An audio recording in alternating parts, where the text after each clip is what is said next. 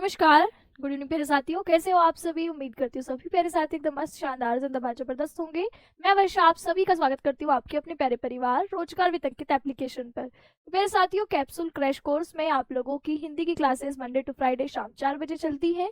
अभी तक हम लोगों ने आपके साहित्यिक परिचय वाला टॉपिक, रसछंद अलंकार टॉपिक, गद्य खंड का रिवीजन वाला टॉपिक ये आपके कंप्लीट किए हैं। अब आज से हमारी बारी है पद्य खंड के रिवीजन की। तो पद्य खंड में जो आपकी पहली कविता है पवन दूतिका, इसका रिवीजन हम आज करेंगे। सभी प्यारे साथी कमेंट सेक्शन में बताइए कौन कौन क्लास से जुड़ चुका है। उसके बाद आज के इस शानदार सेशन को हम लोग शुरू करते हैं। क्लास में है राकेश, सौरभ, अंशिका, शिवम, उमेश, अंकुश, ब्रिजेश, नेहा, रिहाना, शीतल, अंकित, सोनू, अनिल, सभी को वेरी वेरी गुड इवनिंग। सभी का बहुत बहुत स्वागत है। तो देखो, हम लोग आज से पद्य खंड शुरू कर रहे हैं। पद्य खंड में हमें ये सारे कवि पढ़ने हैं, यानी अयोध्या सिंह उपाध्याय हरिऔध से हम शुरू करेंगे। फिर मैथिली शरण गुप्त हैं, फिर जयशंकर प्रसाद हैं, फिर सुमित्रा नंदन पंत हैं, फिर महादेवी वर्मा जी हैं, फिर रामधारी सिंह दिनकर है और अंत में है अज्ञेय। अब अयोध्या सिंह उपाध्याय हरिऔध की आपकी पवन दूतिका को पढ़ने में लगेंगे हमारे 2 डेज। तो 2 दिन तो हमारे इसमें जाएंगे। मैथिली शरण गुप्त की कविता में एक तो आपके इनका गीत है और एक है आपकी कैकेयी का अनुताप। तो मुझे लगता है इसमें 3 डेज लग जाएंगे, क्योंकि 2 दिन में हमारा होगा कैकेयी का अनुताप कंप्लीट, 1 दिन में होगा इनका गीत कंप्लीट। ठीक है। जयशंकर प्रसाद जी का श्रद्धा मनु, इस चैप्टर में भी हमारे 3 डेज लग जाएंगे। 3 डेज का ये भी रहेगा, क्योंकि श्रद्धा मनु भी है, गीत भी है। सुमित्रा नंदन पंत जी का नौका विहार 2 डेज। फिर परिवर्तन कविता 2 डेज। फिर और कौन सी है, बापू के प्रति 1 डे। तो भैया इसमें लग जाएंगे 5 दिन। महादेवी वर्मा जी की 2 दिन इसमें भी लगेंगे, 2 डेज यहाँ पर। रामधारी सिंह दिनकर जी की कविता है हमारे पास पुरुरवा उर्वशी, तो यहाँ पर भी आपके 2 दिन पुरुरवा उर्वशी में लगेंगे। ठीक है। और इसके अलावा इनकी दूसरी कविता कौन सी, अभिनव मनुष्य, तो आपके लगभग 1 दिन उसमें लगा लो, तो 3 दिन इसमें भी जाएंगे। अज्ञेय जी की कविता आपकी 1 दिन में कंप्लीट हो जाएगी। तो ये आपका हमारा टारगेट रहेगा पूरे पद्य खंड के रिवीजन चैप्टर का। ठीक है। तो यहाँ पर हरिऔध जी की कविता 2 दिन में, तो 3 2 5 3 8 और 5 13 और आपके 2 13 और 2 14। ठीक है। हाँ, ये 3 2 5 हाँ 2 2 4 1 5 3 8 और 3 11 और 2 13, 13 और 2 आपके 15, फिर 3 18 और 1 19। लगभग हम 20 दिन मान लेते हैं, है ना। लगभग 20 दिनों में आपका ये पद्य खंड का रिवीजन होगा। 19 दिन हो रहा है, तो 1 आध दिन ऊपर नीचे लगा करके 20 दिन मान के चलिए। 20 दिन में हमारा ये वाला पद्य खंड कंप्लीट। तो यानी आज हमारे पास तारीख हो गई है 8 दिसंबर। तो हमारे दिसंबर का महीना इसी में जाने वाला है, पद्य खंड में। फिर उसके बाद हम आपके कौन से खंड पर जाएंगे, तो हमारा कहानी खंड तो हो ही चुका है, और व्याकरण खंड के कुछ टॉपिक्स रहेंगे, और निबंध और पत्र आदि का रिवीजन रहेगा। वो हम लोग फिर जनवरी के जो 10 दिन रहेंगे उसमें बाकी टॉपिक्स रिवीजन करेंगे, और आप लोगों का revision series capsule crash course खत्म। 10 तारीख का टारगेट है इसमें। तो यहाँ पर आज हम अयोध्या सिंह उपाध्याय हरिऔध जी की कविता पवन दूतिका को पढ़ेंगे। तो सभी साथी क्लास में आ चुके हैं। तो यहाँ पर पद्य खंड में आपको एक पद्यांश देता है, उस पर आधारित सवाल देता है। तो इसीलिए ध्यान से एक एक पद्य खंड, संस्कृत खंड भी है। ओके। तो हमारा जनवरी का जो फिर आपकी जैसे ही पद्य खंड खत्म होगा उसका अगला खंड संस्कृत खंड रहेगा। संस्कृत खंड में आप लोगों के 7 चैप्टर हैं कि 6 चैप्टर हैं, है ना। तो हम लोग उसको एक एक दिन में एक एक चैप्टर कंप्लीट करेंगे, तो वो भी बहुत आसानी से आप लोगों का 5-6 दिन में संस्कृत खंड कंप्लीट हो जाएगा। फिर 2 4 5 दिन व्याकरण खंड, और ये आप लोगों के पूरे ही सिलेबस का मेरा 10 जनवरी टारगेट रहेगा कि 10 जनवरी तक हम लोग कंप्लीट कर लें। ठीक। चलिए, तो अब जो जो टारगेट हम लोग बना के चल रहे हैं उसी टारगेट पर आपको भी चलना है। यानी आपको भी, जैसे मैं अगर इसको 19 दिन का टारगेट लेकर चल रही हूँ, तो 19 दिन बहुत होते हैं आपका हिंदी का रिवीजन करने के लिए। तो जितना मैं 1 दिन में पढ़ाऊंगी उतना ही क्लास के बाद आधे घंटे में आपको अपनी तरफ से रिवीजन करके एक बार लिख करके 1 आध क्वेश्चंस की 2 4 पद्य खंड के क्वेश्चन आंसर्स की उसको आपने रिवीजन करना है। ठीक है। तो लिखने का अभ्यास आप लोग करिए, मैं पढ़ा रही हूँ लेकिन आपको लिख लिख करके याद करना होगा, चाहे वो रसछंद अलंकार हो, चाहे वो पत्र हो, चाहे निबंध हो। संस्कृत खंड में भी जो साथी कह रहे हैं हम नहीं कर पाते हैं, तो भैया लिख करके 1 लाइन संस्कृत की लिखो, उसके नीचे हिंदी लिखो, 1 लाइन संस्कृत की लिखो, 1 लाइन के नीचे हिंदी, और टारगेट बनाओ कि 2 दिन में हम संस्कृत खंड के 1 चैप्टर को लिख लिख कर याद करेंगे, उसके अगले दिन में हम दूसरा चैप्टर लिख लिख कर याद करेंगे, तो आपका तुरंत याद हो जाएगा। खंड काव्य का रिवीजन से आप लोगों के रिकॉर्डेड वीडियो यूट्यूब पर आएगी, है ना। तो खंड काव्य तो आपकी जिले वाइज है, 5 नंबर का एक सवाल है उसमें, तो एक दिन मतलब 1 घंटे की क्लास चाहिए उसके लिए, वो आप लोगों के हम लोग यूट्यूब पर रिकॉर्डेड माध्यम में करेंगे, ठीक। अब मेजर काम आपका है कि आप याद करो चीजों को। चलिए, तो अब हम यहाँ पर इसके पहले पद्यांश को शुरू कर रहे हैं। पहला पद्यांश हमारे पास है कि बैठी खिन्ना यक दिवस वे गेह में थी अकेली। तो राधा रानी एक दिन कहाँ बैठी थी? खिन्ना होकर, दुखी होकर, यक यानी एक, दिवस यानी दिन, गेह यानी घर में वो अकेली बैठी थी। और आके आंसू, दृग युगल, दृग युगल यानी उनके दोनों आंखों, दृग मतलब होती है आंख, युगल मतलब दो, तो उनकी दोनों आंखों में आंसू धरा यानी जमीन को भिगोते थे, यानी उनकी आंखों से आंसू आपके टपकते थे जमीन पर। आई धीरे इस सदन में पुष्प सदगंध को ले, तो फूलों की सुगंध को लेते हुए इस सदन यानी इस घर में आई। कौन आई? प्रातः वाली, प्रातः मतलब सुबह सुबह वाली, सुपवन यानी स्वच्छ पवन, सुबह की जो स्वच्छ पवित्र हवा होती है वो सुबह सुबह कमरे में फूलों की सुगंध को लेकर वातायनों से खिड़की से अंदर प्रवेश करती है। और संताप, संताप होते हैं दुख को, विपुल, विपुल यानी अत्यधिक, तो दुखों को अत्यधिक बढ़ता देख के दुखिता होकर धीरे से बोलती है सदुख यानी दुख के साथ श्रीमती राधिका यूं। तो श्रीमती राधिका दुख के साथ ये बोलती है कि प्यारी प्रातः पवन, हे सुबह सुबह वाली प्यारी हवा, इतना मुझे क्यों सताती है? भला तू मुझे इतना परेशान क्यों करती है? क्या तू भी कलुषित हो गई है, मैली हो गई है काल की क्रूरता से, समय की क्रूरता मतलब कठोरता से? समय तो मेरे प्रति कठोर हो ही गया है कि कान्हा जब से गए हैं तब से एक संदेश हमें नहीं भेजा है, पर क्या तू भी वैसी ही कठोर हो गई है? तो ये आपकी राधा यहाँ पर हवा से सवाल करती है। अब इस पर सवाल देखते हैं कैसे पूछे गए हैं। सवाल कैसे बनेगा? प्रस्तुत पद्यांश में कवि ने राधा की किस स्थिति का वर्णन किया है? तो आप इसको अपने शब्दों में लिख सकते हो कि राधा जो कि उदास है ना, कमरे में अकेली बैठी है, उनकी आंखों से जो आंसू आ रहे हैं वो कृष्ण को याद कर रही हैं, तो उनकी इस दुखी अवस्था का वर्णन प्रस्तुत पद्यांश में कवि करते हैं। तो आपको यहाँ पर क्या करना है? अपने हिसाब से जो आपने पद्यांश पढ़ा है, जो समझ में आया है, उसको आपने अच्छे से यहाँ पर लिख देना है, ठीक। तो जरूरी नहीं है कि यहाँ पर जो शब्द लिखे हैं वही शब्द आपको भी लिखने हैं, आप अपने शब्दों में इसका उत्तर दे सकते हैं। जैसे इसने लिखा कि इस पद्यांश में कवि राधा की विरह दशा का वर्णन कर रहे हैं, वह अकेली है, उदास है, आंसुओं से भरी हुई बैठी है, आप कह सकते हैं उनकी दोनों आंखों में आंसू हैं, उनकी आंखों से आंसू जमीन पर गिर रहे हैं, ठीक है। और प्रातः काल वाली, सुबह सुबह वाली जो हवा है वह भी जैसे उनके दुख को बढ़ा रही है। अब अगला सवाल है, नायिका ने पवन को क्रूर क्यों कहा है? क्रूर मतलब होता है कठोर, जिसको किसी पर दया नहीं आती। तो आप बोलेंगे कि राधा पहले ही बहुत दुखी है, पहले ही उनकी आंखों में कृष्ण को याद करके आंसू आ रहे हैं।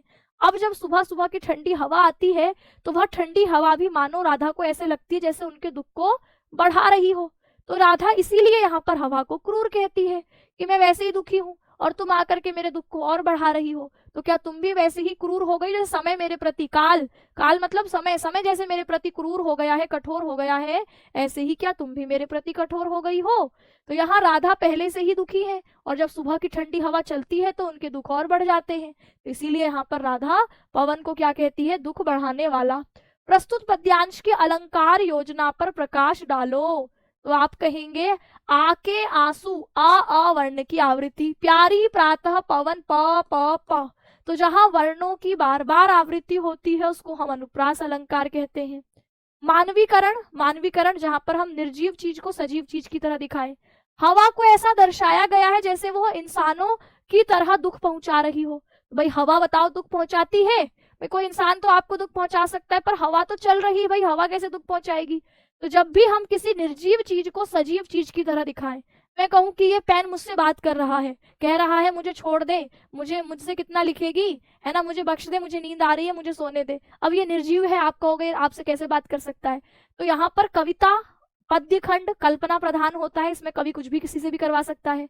तो यहाँ हवा को बिल्कुल सजीव की तरह दिखाया गया है, तो इसीलिए ऐसे अलंकार को मानवीकरण अलंकार कहते हैं।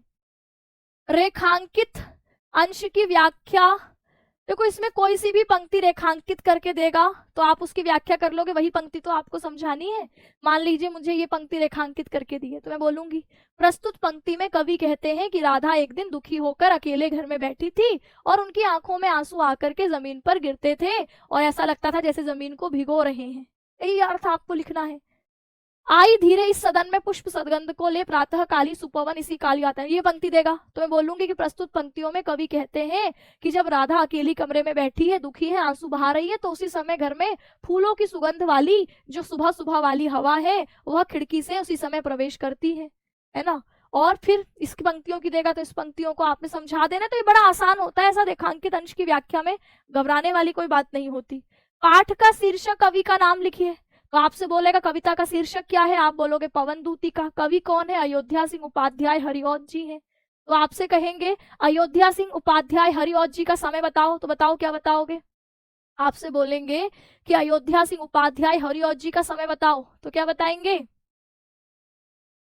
इतनी सारी व्याख्या कैसे लिखूं? मत लिखो व्याख्या, पद्य खंड में कुछ नहीं लिखना। पद्य खंड में आपको कुछ नहीं लिखना, बस जो क्वेश्चन आंसर नीचे दिए हैं उसकी प्रैक्टिस कर लो, है ना। मतलब आपने पद्य समझा, उसके नीचे जो प्रश्न पूछे हैं उसका उत्तर आपको अपने शब्दों में लिखना है। यहाँ जो लिखा है उसको भूल जाओ। अब आपने वो पद्यांश समझ लिया है, अब उसके जो क्वेश्चन आंसर पूछे हैं वो कैसे आप लिखेंगे, इसको लिखने की प्रैक्टिस करनी है। यहाँ कुछ याद नहीं करना, यहाँ कुछ रट्टा नहीं मारना है, कोई व्याख्या नहीं लिखनी है। कठिन शब्दों के अर्थ जो याद नहीं हो रहे हैं उनको लिखिए। जैसे पवन का अर्थ नहीं याद हो रहा है, कलुषित का अर्थ याद नहीं हो रहा है, तो वो आप दृग याद नहीं हो रहा है तो वो लिखिए, लेकिन पूरा पूरा व्याख्या लिखनी है, ऐसा किसने कहा? हाँ, 1865 ईस्वी में अयोध्या सिंह उपाध्याय हरिऔध का जन्म होता है। 1947 ईस्वी में उनका निधन होता है। जन्म स्थान उनका निजामाबाद आजमगढ़ उत्तर प्रदेश है। अब देख तो अगला पद्यांश। मेरे प्यारे नव जलद से कंज से नेत्र वाले, जाके आए ना मधुबन से और न भेजा संदेशा, मैं रो रो के प्रिय विरह से बावली हो रही हूँ, जाके मेरी सब कथा दुख कथा तू शाम को जाके सुना दे। तो राधा अब यहाँ पर हवा से कहती है कि मेरे प्यारे, तो यहाँ पर आपसे पूछेगा मेरे प्यारे राधा ने किसको कहा है? कृष्ण को कहा है कि जो मेरे प्रियतम हैं, जो मेरे प्यारे हैं। जैसे आजकल आप कहते हो ना मेरा बाबू, मेरा सोना, और क्या कहते हो? जादू टोना, बर्तन चम्मच भगोना, क्या क्या बना रखते हो। तो ऐसे ही पहले के समय पर प्रियतम, मेरे प्यारे ऐसे बोला जाता था। तो राधा कह रही है कि जो मेरे प्यारे हैं वो कैसे हैं? नव जलद, तो आपसे पूछेगा जलद मतलब क्या? जलद मतलब बादल। जैसे आसमान में छाए हुए नए बादल होते हैं, तो ऐसे ही मेरे प्यारे हैं नए बादल के जैसे। तो जैसे नए बादल सुंदर लगते हैं, ताजगी से भरे हुए लगते हैं, आपको सुख पहुंचाते हैं, ऐसे ही यहाँ पर राधा भी कह रही है कि मेरे प्यारे नव जलद से कंज। अब कंज पता होना चाहिए हमें कि कमल जैसी आंखें हैं उनके, कमल नयन वाले हैं। तो मेरे प्यारे कैसे हैं? तो मेरे प्यारे नए बादल की समान शोभा वाले हैं। हाँ, मेरा बच्चा, बताऊं तुमको, अभी खुद तुम बच्चे हो और तुम्हें दूसरा बच्चा भी चाहिए, है ना, मेरा बच्चा। ये बातें तुम्हें बड़ी जल्दी आती हैं। बुग्गू, हाँ, और बुग्गू डुग्गू सब मम्मी को पता चलेगा ना, तुम्हें वहीं बजाएंगी चप्पल से। मेरी होने वाली वाइफ, वाह गजब, अभी तुम वाइफ वाली बनाने वाली उम्र में आ गए हो, नाबालिग हो तुम तो अभी। देखो यहाँ पर लिखा है मेरे प्यारे नव जलद से कंज से नेत्र वाले। तो राधा कहती है कि मेरे प्यारे कैसे हैं? तो नए बादल के समान जिनके शरीर की शोभा है, और जिनके नेत्र कैसे हैं? कंज जैसे हैं, कमल जैसे नेत्र वाले हैं। जाके आए ना मधुबन से, मधुबन यानी आपकी जब से ब्रज से गए हैं तब से आए नहीं है, और ना भेजा संदेशा, कोई मैसेज भी नहीं भेजा, है ना। जैसे तुम भेजते हो ना कि भैया बाबू घर पहुंच गया हूँ, है ना, और क्या बोलते हो? बुग्गू डुग्गू जो भी बोलते हो। तो ये जो संदेशा है वो कृष्ण ने एक बार भी नहीं पहुंचाया है। माना उस टाइम पर आपके फोन व्हाट्सएप नहीं होता था, पर वहां कोई व्यक्ति तो संदेश लेकर जाता था। कृष्ण वहां से किसी को भेज भी तो सकते थे कि कृष्ण वहां सकुशल पहुंच गए हैं, पर कृष्ण ने ऐसा किया ही नहीं। इसलिए राधा कहती है कि जब से मधुबन से गए हैं, जब से ब्रज से गए हैं, तब से उन्होंने एक भी संदेशा, एक भी मैसेज नहीं भेजा है कि मैं सकुशल हूँ। और मैं यहाँ रो रो के प्रिय विरह से, अपने प्रिय के अलग होने की वजह से, उनके विरह से मैं रो रो कर बावली हो रही हूँ, पागल जैसी हो गई हूँ, सुध-बुध नहीं है ना, सूखी जा रही हूँ। और जाके मेरी सब दुख कथा शाम को तू सुना दे। तो हे हवा, तो जाकर मेरी सारी दुख भरी कहानी जाकर शाम को सुना दे, ऐसा राधा यहाँ पर हवा से कह रही है। अब कह रही है तो रास्ता भी बताना पड़ेगा, भाई कैसे जाएगी, है ना, लोकेशन वोकेशन भेजनी पड़ेगी ना। तो ऐसे ही वो कहती है जो ही, अब रास्ता भी बताती है कि जो ही मेरा भवन, तो जो ही मेरा भवन तज, तज मतलब होता है त्याग के, छोड़कर, जैसा ही मेरा घर छोड़कर तू अल्प आगे बढ़ेगी, थोड़ा सा बहन आगे बढ़ेगी, तो शोभा वाली मतलब सुंदर सुंदर, सुखद सुख पहुंचाने वाली, कितनी मंजू, मंजू मतलब भी सुंदर, कुंजे मतलब बगीचे, सुंदर बाग बगीचे उद्यान तुझे मिलेंगे। तो जैसा ही तो थोड़ा सा मेरे घर से आगे बढ़ेगी तो सुंदर सुंदर बाग बगीचे जो कि सुख पहुंचाने वाले, सुंदर शोभा बिखेरने वाले, सुंदरता बिखेरने वाले बाग बगीचे तुझे मिलेंगे। वहां की प्यारी छाया, मृदुल स्वर, मृदुल मतलब कोमल स्वर, तो अब उद्यान है तो वहां पशु पक्षी भी होंगे, है ना, वो आपके कोमल उनका स्वर होगा, कोमल ध्वनि होगी, वो तुझे मोह लेंगी, तेरा मन करेगा कि वहीं रुक जाऊं, वहीं बैठ जाऊं। तो भी मेरा दुख लख, लख का अर्थ होता है देख, तो भी मेरा दुख को देखकर वहां जाकर विश्राम ना लेना, कि अरे तू वहां जाकर रुक मत जाना। अब इसमें अद्यांश आधारित प्रश्नोत्तर देखते हैं। राधा पवन दूतिका से किससे प्रभावित ना होने के लिए कहती है? तो अब आपने पद्य पढ़ा है तो आपको समझ में आ जाना चाहिए। क्या कहती है राधा? राधा कहती है कि प्यारी छाया मृदुल स्वर तुझे मोह लेंगी, तू वहां दुख लख वहां विश्राम ना आपकी लेना। तो आप बताएंगे कि राधा कहती है वहां के जो बाग बगीचे होंगे, वहां के जो सुंदर कुंज होंगे, वहां की प्यारी छाया है ना, वो तुझे अपनी तरफ मोहेंगे, आकर्षित कर लेंगे, तो तू वहां लेकिन मेरा दुख देखकर वहां रुक मत जाना। तो आप बताएंगे राधा पवन दूतिका से कहती है कि मार्ग में मिलने वाली जो सुंदरता है, बाग बगीचे हैं, है ना, उनकी सुंदरता तुझे अपनी तरफ मोह लेंगी, उसकी तरफ आकर्षित मत होना, उसकी सुंदरता से प्रभावित मत होना, वहां रुक मत जाना, सीधे कृष्ण के पास जाना। तो ये आपको अपने शब्दों में लिख देना होता है। कृष्ण के विरह में राधा की क्या दशा हो गई है? तो अब राधा क्या कहती है, कैसी दशा हो गई है उनकी? तो वो कहती है मैं रो रो के प्रिय विरह से बावली हो रही हूँ। तो आप बताना यहाँ पर कि राधा कहती है कि जब से कृष्ण गए हैं तब से उन्होंने एक संदेशा तक नहीं भेजा है, और मैं उनसे अलग होकर दुख में रो रो कर पागल हो रही हूँ, बावली हो रही हूँ, है ना। तो इस प्रकार कृष्ण के विरह में राधा दुखी है, वह लगातार रो रही है, उनकी दशा बावली जैसी, पागलों जैसी हो गई है। उन्हें लगता है कृष्ण ना तो खुद आए जब से और ना कोई संदेशा ही भेजा है। यही बात आपको लिख देनी है। प्रस्तुत पद्यांश में कृष्ण के सौंदर्य का वर्णन कैसे किया गया है? तो देखो क्या कैसा बताया है कृष्ण को। कृष्ण को बताया है कि मेरे प्यारे नव जलद से, नए बादल की समान शोभा वाले बताया गया है। जैसे नए बादलों की शोभा होती है वैसे ही मेरे प्यारे हैं। उनके नेत्रों की शोभा को कंज से नेत्र वाले, कमल नैना, कमल के जैसे नेत्र वाले बताया गया है ना। तो आपको यही बताना है कि यहाँ कृष्ण को बादलों की जैसी सुंदरता, शोभा वाला, आकर्षक, और नेत्रों को उनके कमल जैसा बताया गया है। राधा कहती है कृष्ण का रूप नए बादल के समान सुंदर है, आकर्षक है, उनके नेत्र कमल के फूल की तरह हैं जो उनकी सुंदरता को बढ़ाते हैं। तो यही बातें आपको जो पद्य में पढ़ी है वही लिख देनी है। रेखांकित पंक्तियों में देखो भैया, जो भी आपको पंक्तियां दे, मैंने आपको सारी एक एक पंक्ति अच्छे से समझा रखी है, तो जो भी पंक्ति दे उसकी व्याख्या करने में कोई समस्या नहीं आनी चाहिए, ठीक है। जो भी पंक्ति देगा उसका अर्थ आपको लिख देना है, पूरी कविता तो आपको पता ही है। और जैसे भवन का संधि विच्छेद करते हुए नाम बताइए, तो भवन शब्द हो तो आपके यहाँ पर भो होगा, भो धन अन, एक ही मात्रा होती है, भो धन अन। तो भो धन अन क्या बनता है? भवन, अयादि संधि इसमें होती है। अच्छा बताओ, पो धन अन होगा तो क्या बनेगा? पो धन अन, बताओ। हम अपनी भाषा में लिखेंगे तो नंबर नहीं कटेंगे। अब हम तुम भोजपुरी में लिख के आ जाओगे तो नंबर कटेगा। अपनी भाषा का मतलब है कि आपने रटना नहीं है, हिंदी में ही लिख करके आना है, हिंदी का पेपर है। तो ये नहीं कि तमिल भाषा में, तेलुगु भाषा में लिख करके आ गए और बच्चों को, टीचर को समझ नहीं आ रहा, तब तो नंबर कट जाएंगे। अपनी भाषा का मतलब होता है कि आप अपने शब्दों में बना के उसको लिखो, ठीक है। अपने शब्दों में बनाकर लिखोगे तो कोई नंबर नहीं कटेगा, हाँ ठीक है। लेकिन वो थोड़ा सा आपके पढ़ने में अच्छा लगना चाहिए। ये नहीं कि भैया कुछ भी लिख दिया है, अपनी भाषा में लिखना है तो कुछ भी कैसा भी लिख दिया है, वो थोड़ा सा आप उससे बचेंगे। बाकी एग्जैक्ट रटना नहीं है, अपनी तरह से अभी से लिखने का अभ्यास करेंगे तो अच्छा उत्तर लिख पाएंगे। पो धन अन क्या हो जाएगा? पवन, ठीक है। हाँ, तो इस तरीके से अयादि संधि का प्रयोग यहाँ पर हुआ है। अगला पद्यांश देखिए, लिखा है थोड़ा आगे सरस रव का धाम सतपुष्प वाला। थोड़ा सा आगे बढ़ेगी, अब रास्ता पूरा समझाना है, ये थोड़ी कि आधा रास्ता बता के काम खत्म हो गया। तो कहती है थोड़ा सा आगे सरस, सरस मतलब जो अच्छा हो, सुंदर हो, है ना। सरस मतलब होता है सुंदर। रव का धाम, रव होता है शब्द, शब्द का धाम, धाम मतलब होता है स्थान। ऐसा स्थान जहां पर सुंदर सुंदर शब्द हो रहे होंगे। जैसे मान लो कि पक्षी है तो वो कुछ सुंदर ध्वनि कर रहे होंगे, ठीक है। कोई झरना बह रहा होगा, उसकी कलकल ध्वनि की आवाज आ रही होगी। तो इसलिए लिखा कि थोड़ा आगे सरस रव का धाम, कि थोड़ा सा आगे सुंदर शब्द करने का स्थान होगा। सत पुष्प वाला, सत पुष्प यानी सैकड़ों पुष्प जिसमें खिले होंगे, तो सैकड़ों पुष्प वाला एक स्थान थोड़ा सा आगे मिलेगा। अच्छे अच्छे बहुद्रुम, द्रुम पेड़ का पर्यायवाची होता है। लतावान यानी उनमें लताएं होंगी। लताएं क्या होता है, जैसे पेड़ है तो पेड़ के ऊपर बेल चढ़ती है ना, ककड़ी वकड़ी का बेल देखी होगी उसमें, तो ककड़ी की बेल क्या करती है, किसी पेड़ का सहारा लेकर उसके ऊपर चढ़ जाती है, तो उसी को लताएं कहता है। कि बहुत से अच्छे अच्छे बड़े से द्रुम होंगे, पेड़ होंगे, उस पर लताएं होंगी, झाड़ियां होंगी, सौंदर्यशाली सुंदर सुंदर झाड़ियां होंगी। वृंदा विपिन, और उसको क्या कहा गया है, वृंदा विपिन। विपिन भी वन का पर्यायवाची है, तो वृंदा का पर्यायवाची है, तो वृंदावन मन को मुग्धकारी मिलेगा। तो थोड़ा सा आगे वृंदावन मिलेगा जो मन को मोह लेने वाला होगा। आना जाना इस विपिन से, इस वन से आना जाना, लेकिन मुह्यमाना मत होना। मुह्यमाना मतलब मोहित मत हो जाना। कोई है क्लास में मोहित, मोहित मतलब कि वही सुध बुध खो के सब भूल गई कि किस लिए भेजा था और क्या संदेश देना है, वो सब भूल गई, वही खो गई है ना, वही रुक गई। ऐसी मोहित मत हो जाना कि आना जाने का रास्ता है वो, वहां खोकर बैठ मत जाना।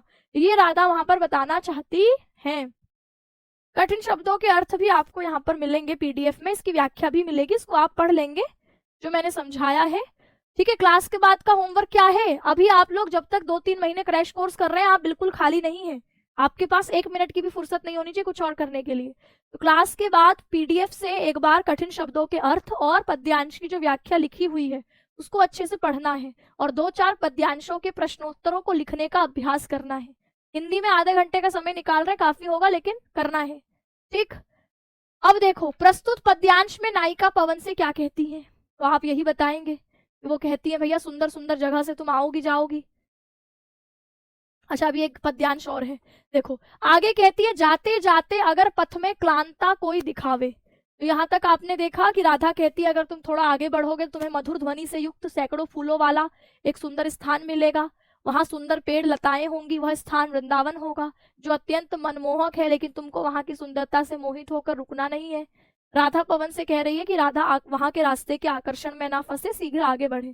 कहती है जाते जाते अगर पथ में, पथ क्या होता है, रास्ता, कि अगर जाते जाते रास्ते में क्लांत, क्लांत का अर्थ होता है थका हुआ, कि रास्ते से तुम जा रही हो, कोई रास्ते में थका मांदा व्यक्ति दिखे तो जाके सन्निकट, उसके सन्निकट यानी उसके पास जाकर, तो जाकर उसके पास उसकी क्लांतियों को मिटाना, उसकी थकानों को मिटाना, उसके शरीर में जो थकान हो रही होगी उसको धीरे धीरे मिटाना। आप बहुत थके हुए हो, स्कूल से गर्मी में चल कर आ रहे हो, घर पे आते पंखे के नीचे बैठते ठंडी ठंडी हवा लगती है तो आपकी थकान दूर होती है, आपको अच्छा लगता है।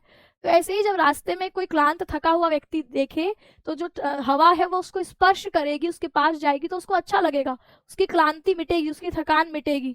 धीरे धीरे परस करके, परस मतलब होता है स्पर्श करके, कि धीरे धीरे उसको छूकर गात उत्ताप खोना, गात यानी उसके शरीर से, उत्ताप यानी जो गर्मी है उसको खोना यानी दूर करना, उसके शरीर की गर्मी को खोना हटाना। सदगंधो, सदगंध होता है सुगंध, खुशबू है ना, तो खुशबू से क्या करना है, खुशबू से श्रमित जन को, थके हुए व्यक्ति को अपनी खुशबू से हर्षितो सा बनाना, खुश बनाना, उसके चेहरे पर मुस्कान आ जाए, उसके चेहरे पर मुस्कान आ जाए, ऐसा कर देना।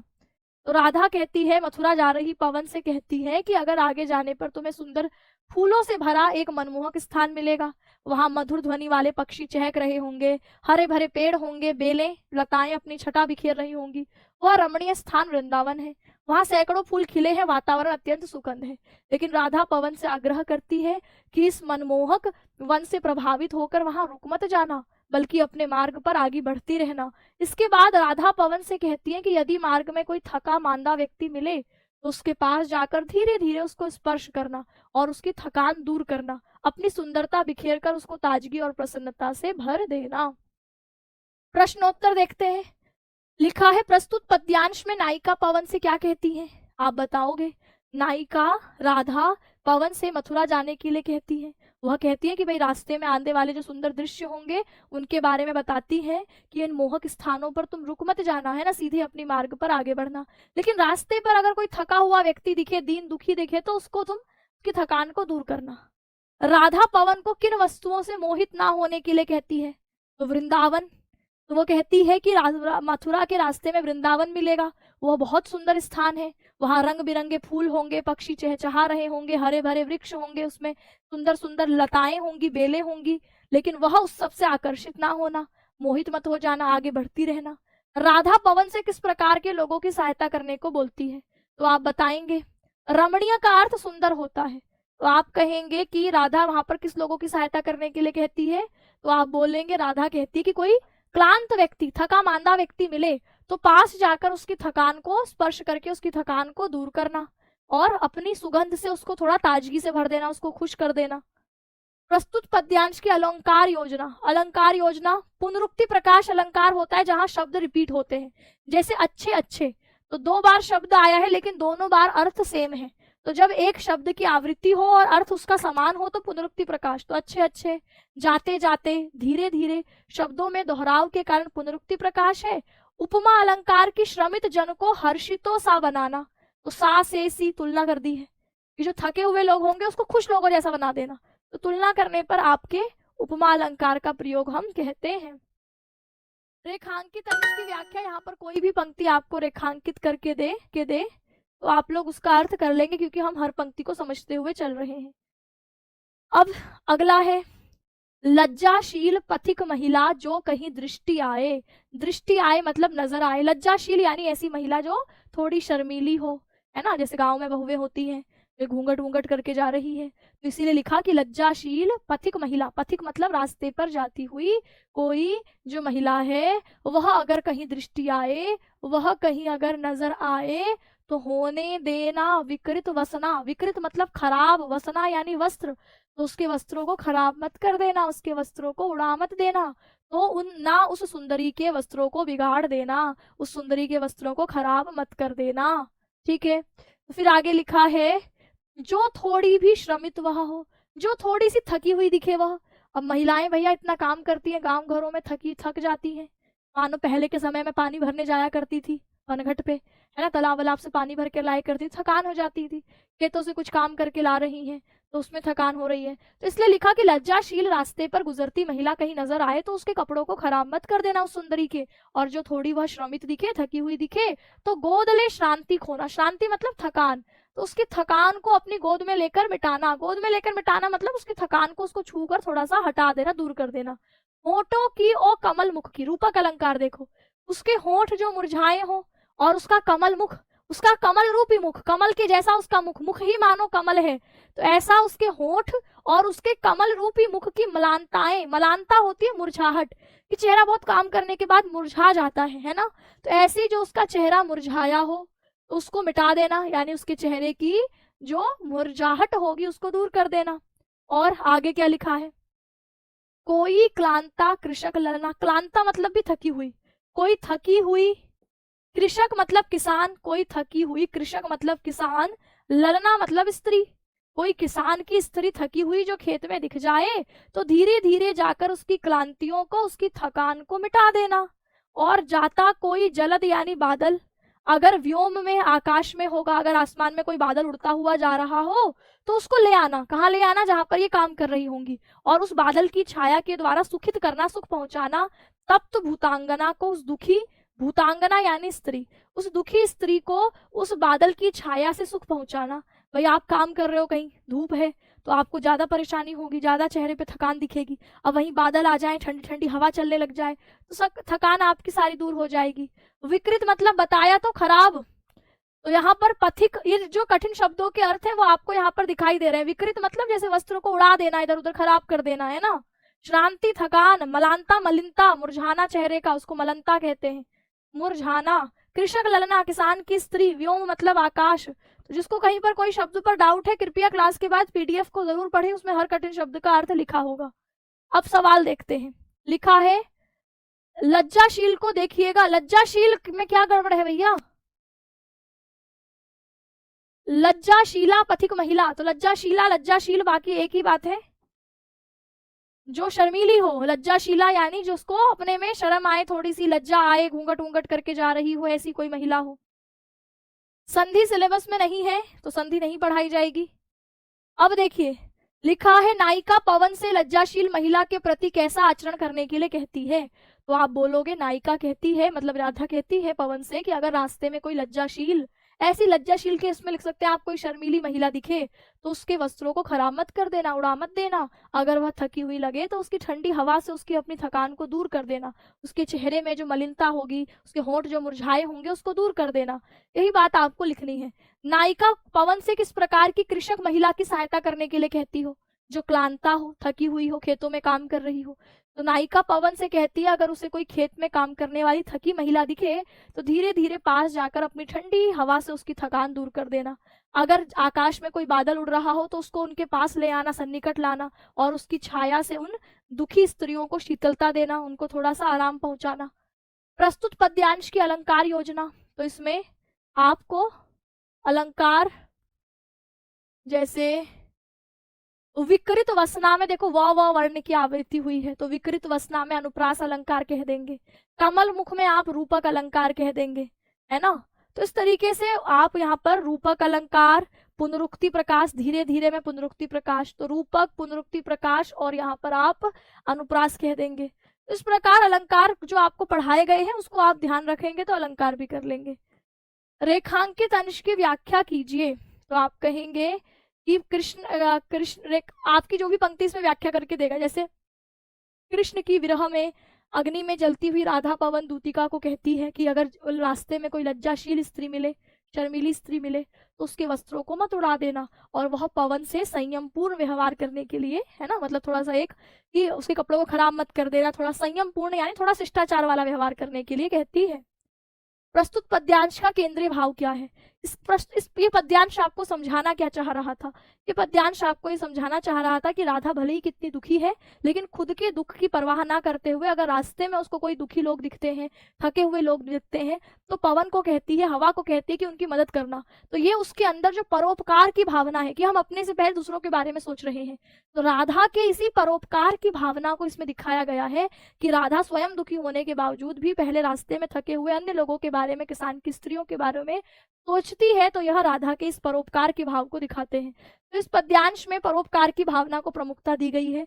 जो नायिका राधा है वो अपने दुख के बावजूद भी दूसरों की पीड़ा को पहले देखती है और हवा से कहती है कि थके मांदे लोगों की शीतलता दे, उनकी थकान को दूर करे, है ना, उनको सुख पहुंचाए।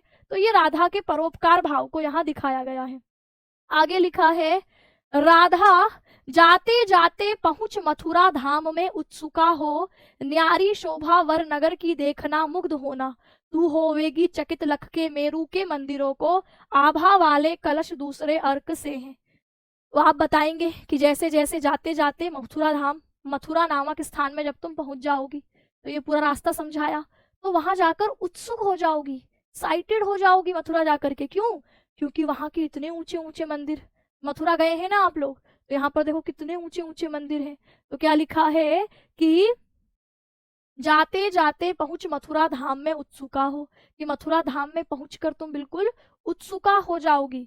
और न्यारी शोभा, न्यारी शोभा यानी सबसे अलग शोभा उस वर नगर की, उस श्रेष्ठ नगर की।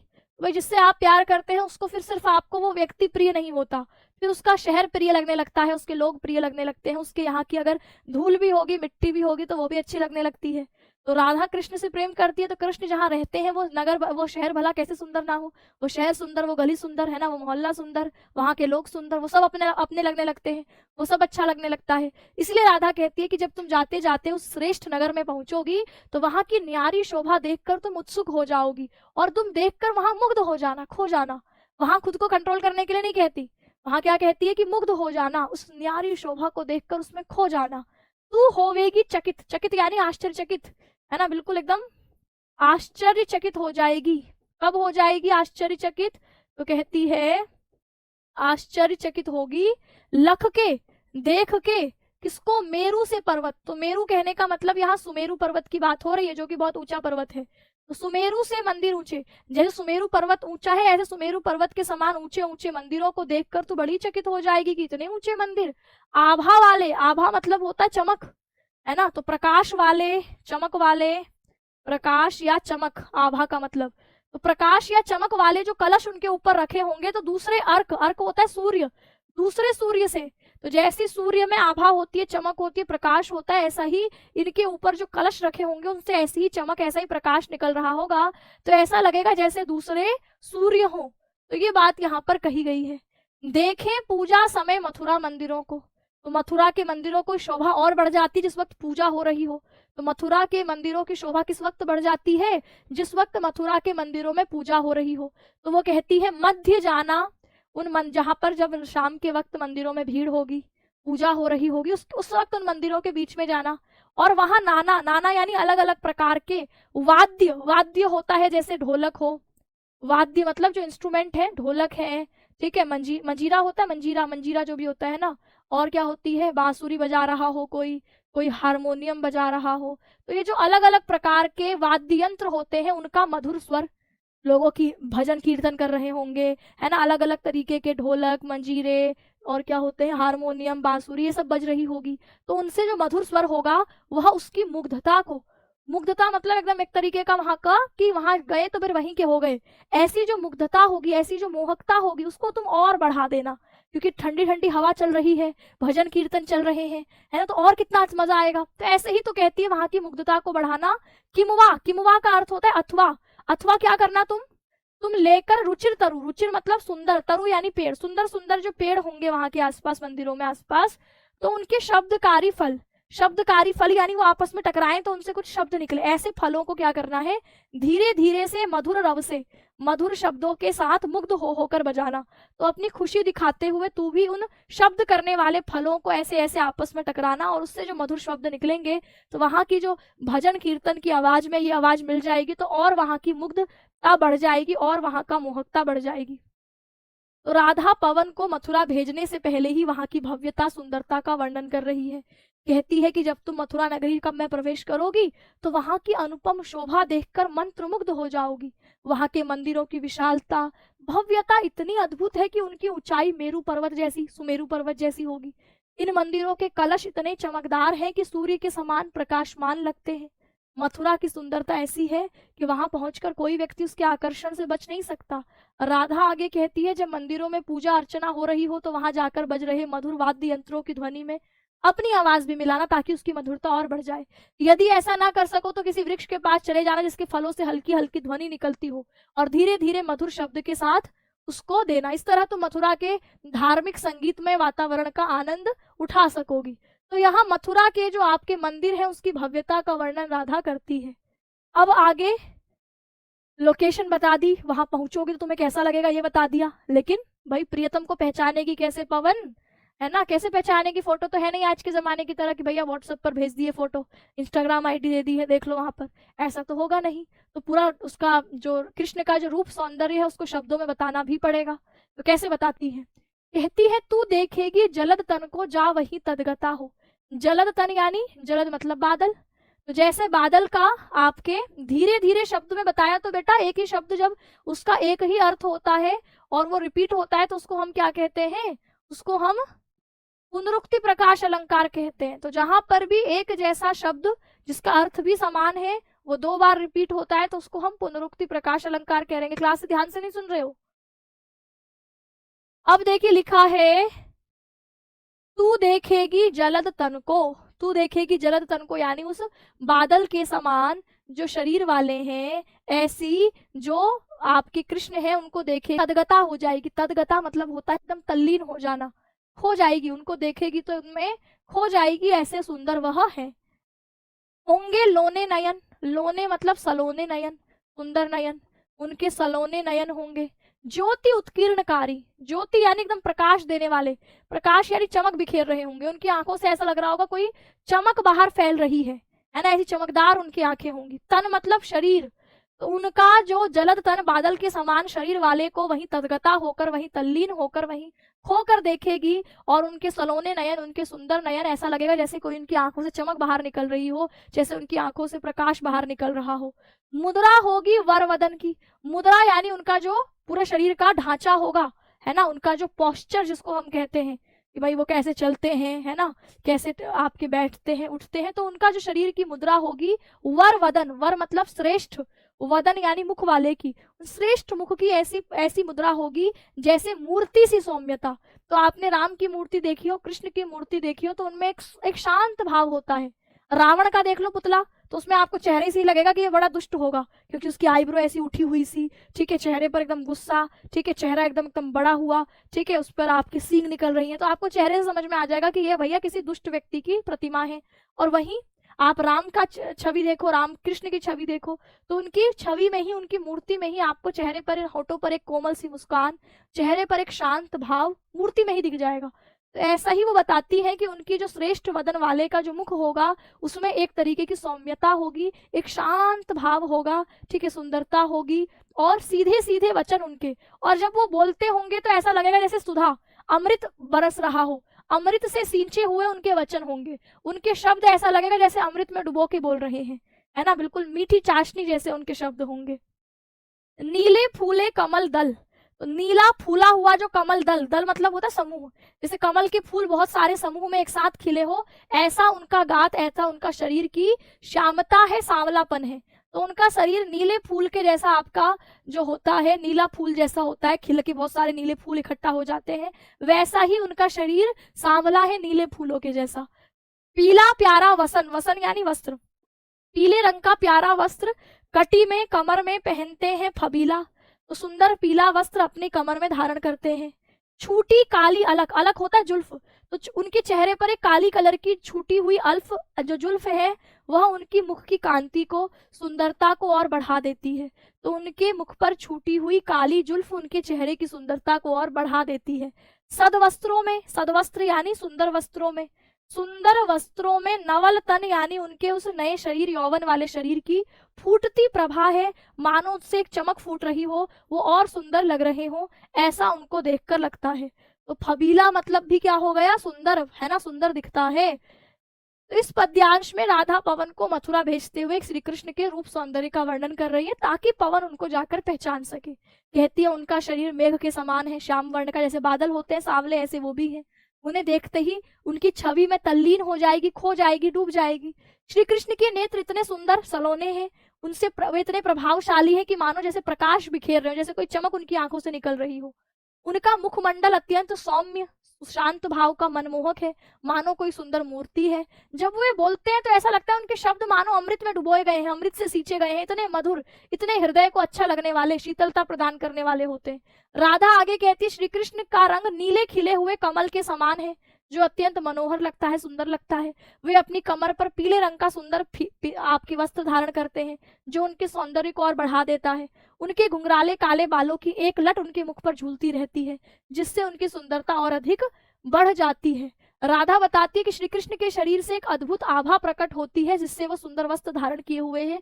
उनके नए युवा शरीर की आभा इतनी तेजस्वी है कि दूर से ही वो चमकते हुए प्रतीत होते हैं। इस प्रकार राधा यहाँ पर पवन को समझाकर भेजती है, ताकि वह श्री कृष्ण को आसानी से पहचान पाए। सिक्त मतलब सींचे हुए, तो अमृत से सिक्त यानी अमृत से सींचे हुए भेजती है।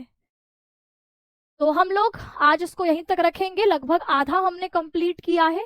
इसके आगे का आधे का अंश जो है हम लोग कल कंप्लीट करने वाले हैं, यहाँ से हम लोग कल पढ़ेंगे, ठीक है। तो चलो फिर, जितना पढ़ाया गया है इसका रिवीजन जरूर कर लेना। जहां पर कोई शब्दों में आप लोगों की दिक्कत होगी उसको आप लोग लिख लेना। और क्या कह रहे हैं कि मैं सम्मान समारोह में नोट्स लेकर आऊंगा, आप उसमें सिग्नेचर करिएगा। बिल्कुल, आप लोग जो भी अभी पढ़ाई कर रहे हो, ठीक है, नोट्स बना रहे हो और आप लोग बढ़िया नंबर लेकर आते हो, तो सम्मान समारोह में लाकर दिखाना, सिग्नेचर करवाना, इंतजार करेंगे हम लोग, ठीक है। चलिए, ठीक है, तो सभी को बेस्ट ऑफ लक भाई पढ़ाई के लिए, ठीक है। और लगातार आप पढ़ाई करते रहो। जितने सोशल मीडिया प्लेटफॉर्म है इस वक्त सबका यूज बंद कर दो, है ना, बहुत ज्यादा इधर उधर समय मत बर्बाद करो, सिर्फ पढ़ाई को समय दो, क्योंकि इस 2 महीने तुमने मेहनत कर ली तो फिर पूरी जिंदगी एक सुकून रहेगा, है ना। और तुम्हारे रिजल्ट के बाद भी माता पिता के चेहरे पर खुशी होगी, तो आपको भी अच्छा लगेगा। तो इसीलिए 2-3 महीने की मेहनत और है, 2 महीने की है, दिसंबर जनवरी फरवरी में तो एग्जाम ही है। तो इतने टाइम अपने आप को थोड़ा सा फोकस्ड रखो, सिर्फ पढ़ाई पर ध्यान दो, जो सब्जेक्ट मुश्किल लग रहे हैं उनको ज्यादा समय दो, ठीक है। आज के सेशन को फिर मैं यही विराम देती हूँ। सभी साथियों को नमस्कार, धन्यवाद।